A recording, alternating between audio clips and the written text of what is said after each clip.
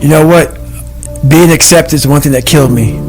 And you have to learn, what do you want in your life? We have so much influence coming at us that we are so lost. We don't know what we want to do because we don't spend enough time with ourselves. You have to learn to shut off a phone, shut off a computer, shut off a TV. And it's okay to sit in a room by yourself in a chair and just think about you, where I want to be, where do I see myself tomorrow, the next year from that. And it takes a lot of self-discipline to be able to do that nowadays, because you want to be so attached to everything. You want to be so caught up with the world. The world's moving too fast.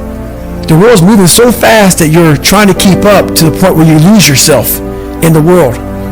So you have to take that time and go to that dark place in your mind and discover who you are.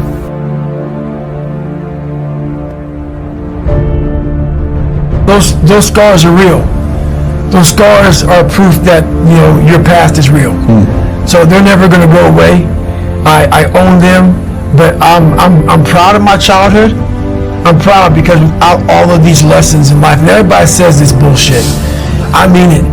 I mean it, because I was able to look at my childhood and how I grew up as the ultimate training ground for my life.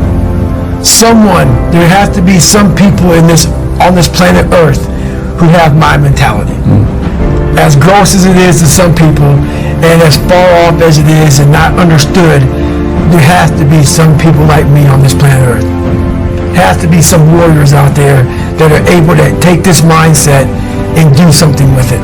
So that right there, once you are able to look at your life and realize that all these bad things are actually the ultimate training ground for what you're going to, you know, encounter in life, you start looking at your past very differently.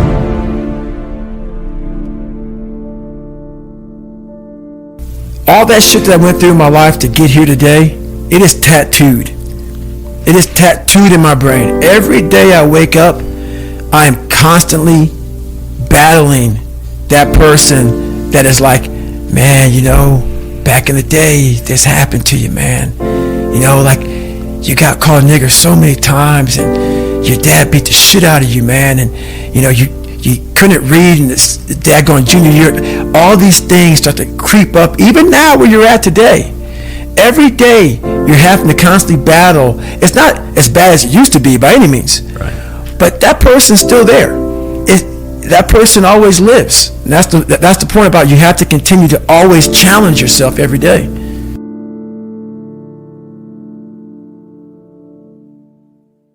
What I'm doing now, there's not enough fuel in my past. Because you've owned it. I've owned it. You've sorted it out, yeah. And it's kind of weird, man. Once you own that, and once you sort it out, that flame goes out.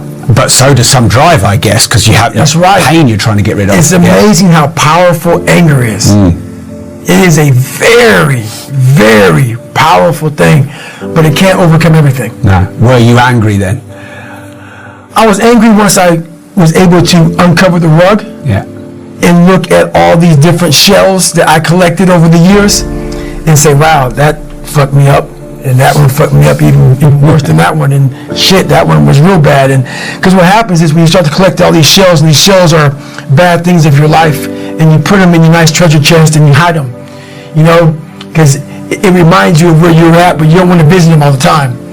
When I started visiting these shells, I was like, my God, man, it was a tough way to go. But now looking back on it, man, I don't have any more shells. So now you have to learn to, now what's your passion? Yeah. So now my passion is still trying to find out what is left, what is more. Can I be driven without the anger? And I can be.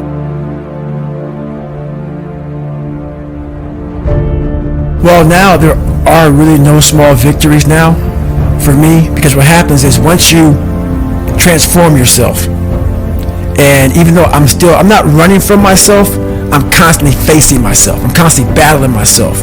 I'm not running from them anymore. I used to, but now I'm constantly battling them. So now what happens is, once you get to a point in your life where you're able to be on a podcast or be on a TV show and tell everybody how fucked up you are, I will answer any question you want about me. Anything I did, anything bad, good, ugly, I will tell you. When you get to that point in your life, That's where your real journey begins. And you no longer have to have a small victory to keep you going. You now realize what your purpose in life is. And you realize all this shit's just part of it. But at first you need all these different tactics to keep you going because you haven't figured it out yet. Once you figure out that you're in a race amongst billions of people that live in this world, you're in a race by yourself. You have a purpose, and it's your purpose, not everybody else's purpose. It is your purpose and only your purpose, and it's your race. So then you're like, hey man, I'm doing my thing. I'm doing it to the best of my ability. What's next? There's no longer these small increments to get through life. Because once you figure out why you're here, it just becomes a process.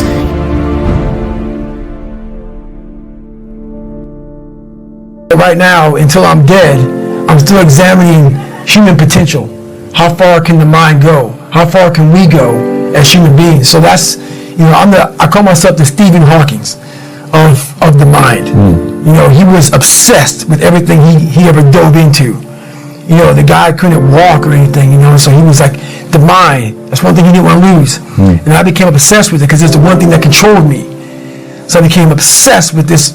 What is this fucking thing up here that just has me on a tightrope and just walks me into all these horrible decisions I make and makes me feel so pathetic and weak and insignificant and dumb and stupid and everything. I got to get control of this thing.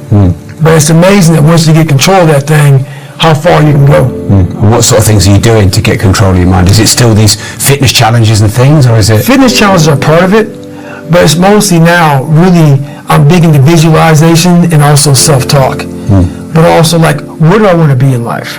Where do I see myself? And then I start making these plans and how I'm going to get there. And I don't deviate from that plan. So that's kind of how I do them now.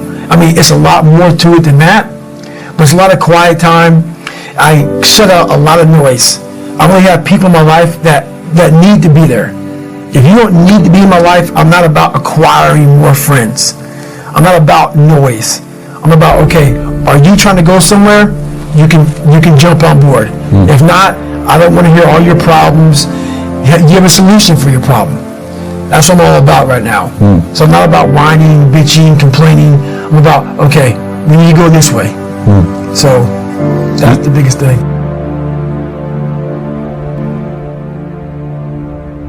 Yeah, that was a moment for me, the VFW, where I got the Americanism Award. And what you saw there for me, it shocked me also. I got choked up, teared up. I was trying to thank my mom. And what happened was, all the stuff that you all have heard about my life growing up, it's at the surface. That shit's real, And at that moment, it flashed through my head about the journey I had to go through to get to that point to do that. And along that journey, I figured out myself. And the biggest trophy I'll ever get in my entire life, like I turned down a book deal, which we'll talk about soon. The biggest trophy that I ever got in my entire life was really figuring out me. And when I was up on that stage, I realized that. I realized it's not about money. It's not about fame. It's not about being accepted by your peers and everybody else. It's about figuring out who I am and being happy with who the fuck I am. Even though I'm going to be judged for all these things, being able to put a middle finger up to everybody and say, this is David Goggins. And to get to that point, it felt great. And that was all about, honestly, we have to give back. We have to be able to go through our journeys in life, figure out who we are, and help the person beside you. Figure that shit out. Figure out how they can do that themselves.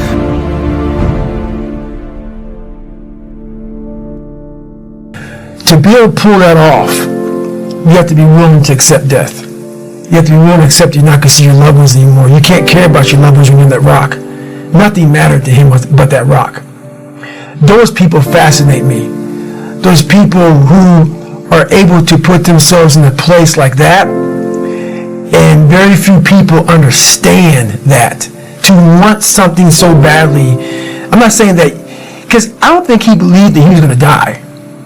I don't. I believe that he was willing to sacrifice everything to pull that off. Those are the people, and there's very few people like that, who are willing to say, you know what, man, you don't get me because your feet are nice and firm on the ground. That's where you want to put them. But for me, there's more to life than that. And for him, that lasted, I don't know, 3-4 hours. I'm not sure how long that took him. I don't know. It took him a while. It's over now.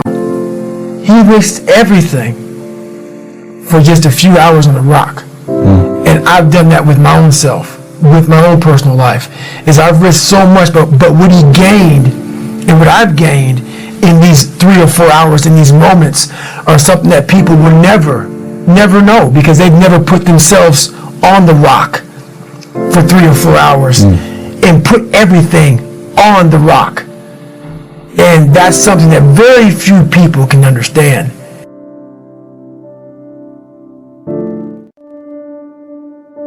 As you know, I'm a serious introvert and very afraid of people.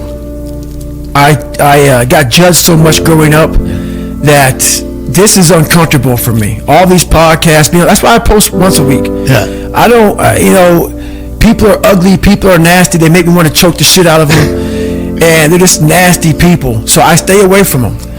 But the one thing I realized why I wrote the book is, honestly, I have a story to tell, as we all have a story to tell.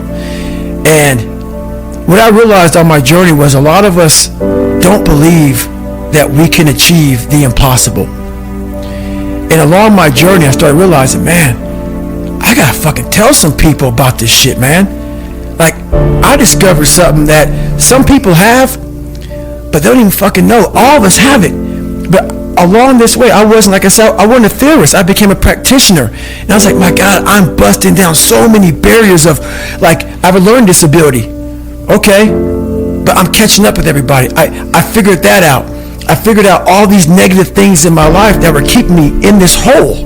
I'm like, I gotta tell people, man, that, hang on a second, man. You can fucking achieve the absolute impossible. You don't need great parents. You don't need, like, a private school. You don't need to have this humongous GPA and all this other shit. What you need is the one thing I talked about in my book, which is straight up, brutal work ethic. You have to be willing to outwork everybody in the world. And that's the hard part. That's the hard part. This isn't like some 5-step process where if you do these 5 fucking steps, you're going to end up with this magical world. No. I'm basically teaching you how to callous over your victim's mentality. I'm teaching you how to, like, I did 67,000 pull-ups in training for the pull-up record. I was seriously callousing my hands to protect them. What I'm trying to do with people is teach them how to find more of themselves to where they empower themselves. I'm all about the underdog. So that's what the book's all about, man. It's all about having that step process, and I had to share this with people.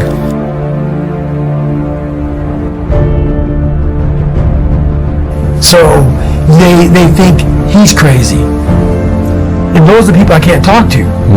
Because it's not craziness. He found something, like I found something. I found this. I'm exploring this. He was exploring this. He explored it on the rock. I explored in different venues. So those are the amazing people. That's where I find amazing, who are willing to say, look, honey, I love you, but you have to understand something. I have to go away for a while here. I may not be with you all the time because it takes 100% focus to pull this off. I need quiet, I need dedication, I need sacrifice from myself. And I need full support because it's going to cost everything to do this one thing that takes 3 or 4 hours. That's the dedication I'm looking for.